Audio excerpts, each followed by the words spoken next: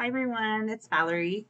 I have chosen to do NGSS 2 LS2-1 for my standard, which is part of the second grade ecosystems with interactions, energy, and dynamics. The standard itself says plan and conduct an investigation to determine if plants need sunlight and water to grow. Before I move forward, I would like to tell you that I am not good with plants. I am not sure what happened to me, but I did not get a green thumb. So when I was telling my coworker about my experiment, my project that I'm doing, she asked me why I chose plants because she knows how well I am at taking care of them. I literally killed a succulent one time. So I told her I wanted to get out of my comfort zone and do something that I think the kids will really enjoy. And I'm also learning something in the process. So the next slide here is its breakdown of the full standard, how you can integrate other subject matters, and again, it's full standards, plan and conduct an investigation. This is a very simple standard that you can do so many different things with. In trying to find a really great activity, I found the further I dug, the more I found that you could do. So moving forward, I think if I were to do this for my own classroom, I might actually make this a complete unit that would take several weeks and start from the very beginning where we grow something from a seed, learn why and how to make it grow. Once we have all of our plants, then we can move into the activity that I have where we do an investigation to see if they need sunlight and water to grow. Then I found an even cooler activity to kind of end the unit with, which ties in engineering, where they have to make a package that their plant can sit in and be shipped. So it would sit for 5 days as if it were being shipped somewhere to see if the plant could stay alive in the conditions that they were given. So I think moving forward, that would be something that I could do. But again, there are so many different ways that you could put this particular standard into place in your classroom. The objective that I chose for mine is at the conclusion of this lesson, through investigation and observation, students will be able to explain that plants need water and sunlight to grow. My engage, my wow factor, I'll have plant A and plant B sitting on my desk along with 4 healthy plants, like I have labeled here, A, B, C, and D. And we'll ask the kids to take a look at the plants. Come up and look at them, especially A and B, the 2 main plants there, and ask them which they think is healthier and why they think it's the healthiest. And then we can get into the things that they feel like plants need to be able to survive, and answer the question, does a plant need sunlight and water to grow?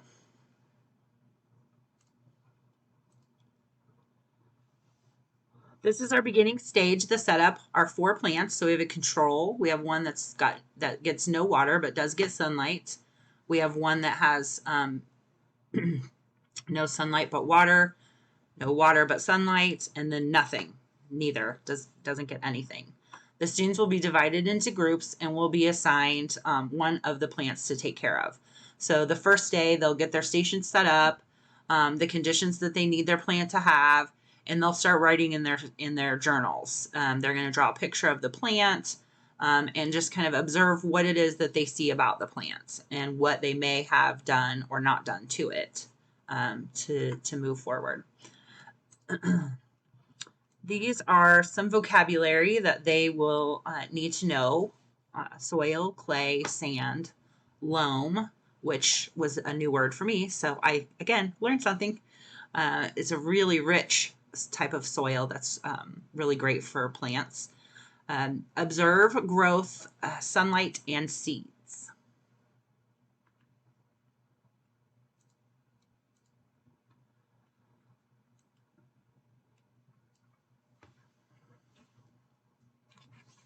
Then we'll get into the explanation part of things. I do have a video from Generation Genius that will explain the stuff that's kind of on the screen right now, what plants need to grow and why. Plants need the sunlight because it gives the plant their energy. It's also called photosynthesis. This is captured with chlorophyll in the substance, which is the substance in the leaves. Plants then convert inorganic substances such as carbon dioxide and water into nutrition. And then water. All living things need water to stay alive, and plants use it in several ways. They use water combined with carbon dioxide to make sugar. It also helps with the plant structure, because if it doesn't get enough water, it will wilt. Soil, which is the nutrients category, provides an anchor for plants to take roots, and rich soil like loam is best at holding in the water and nutrients that plants need to grow. Rich soils include many of the nutrients that plants need. I put air in here too, even though it's not on the video per se. Air provides gases that help the sunlight to produce the energy for plants as well. And then just a note that kids tend to give plants human or animal characteristics. So relating those back to animal needs or their own human needs, like, we eat breakfast every day so that we have energy to get us through. Plants need sunlight and water to be able to get them through. Or if they have animals, you can relate it to that.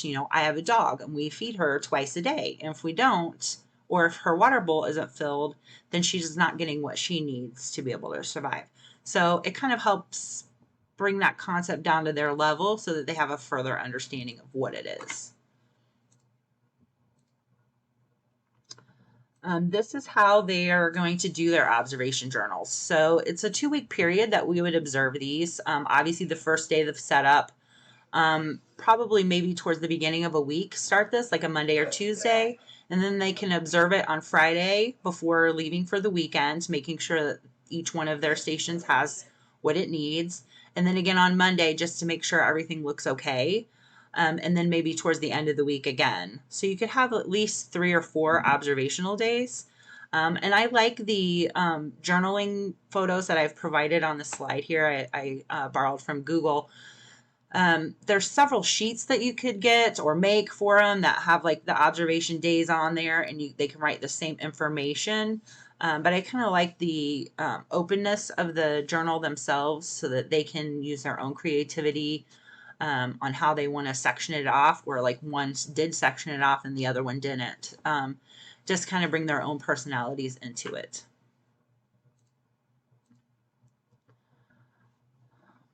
Let me move out of the way. Day 4. I have on here the plants that got water were given a half a cup each, but I ended up actually giving the control plant a little bit more water. I do not have a place in my home for good sunlight. We don't have a ledge or a bay window.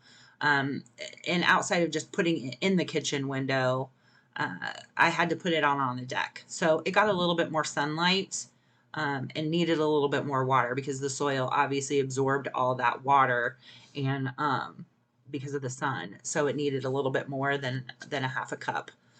But these are the poor plants on day 4.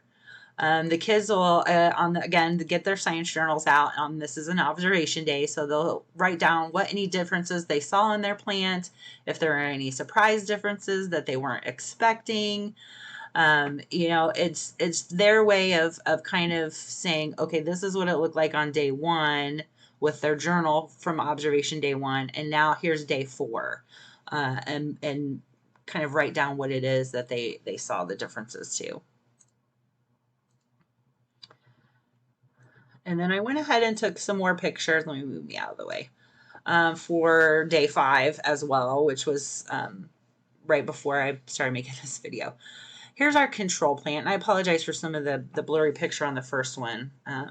The second one, if you can see, the way it was sitting on my deck, it was sitting towards the sun. So like we talked about in class, it grew towards the sun. It could also be my stellar planting skills, but I didn't touch it, so I feel like it was just kind of moving with the sun. And then I kind of moved it around a little bit when I saw that to go the other side. And if you can see on day 5, it's kind of moved itself back over a little bit because it was going this way towards the sun instead. So that's a pretty cool observation on its own, just from the control plant, because you can obviously see how the sun controls the growth of the plants. And this was our plant that got no water, and it was sitting out on the deck. And as you all know, it's been pretty hot lately, so that's one of the reasons why I had to give the control plant a little bit more water, and why our plant now looks, he's so sad. A true testament of why a plant needs water and sunlight. Just sunlight, it didn't survive. It obviously needs the water too.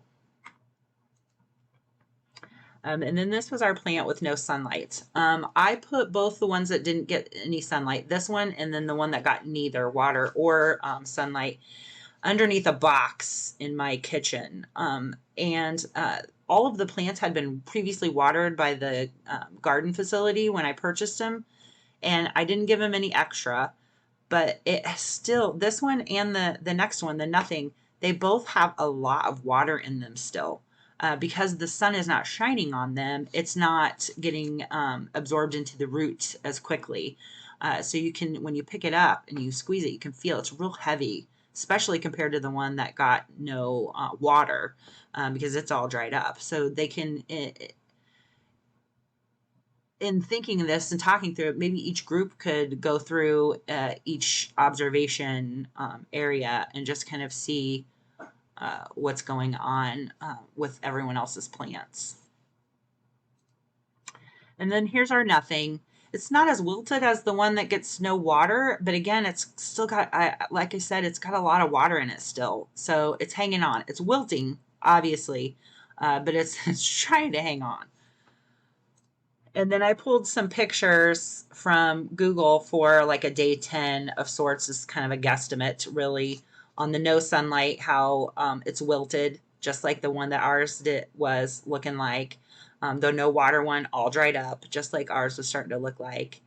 And the neither, ours would eventually get there, but I think it had a lot of water in the soil already, so it's not quite there yet. But it'll get to that. And then my assessments for formative assessments.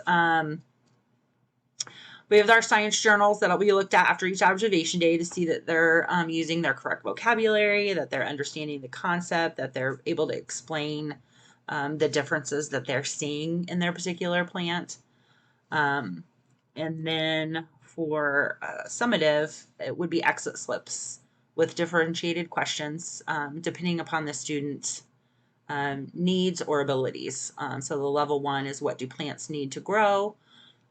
Level 2, what happens if a plant does not have the right amount of sunlight or water? And level 3, explain why loam is the best soil for most plants to grow in. And I would probably require them to give me maybe 1 or 2 smaller paragraphs with complete sentences as this assessment. And that is all. Thank you guys for watching. I hope you enjoyed. Have a good night.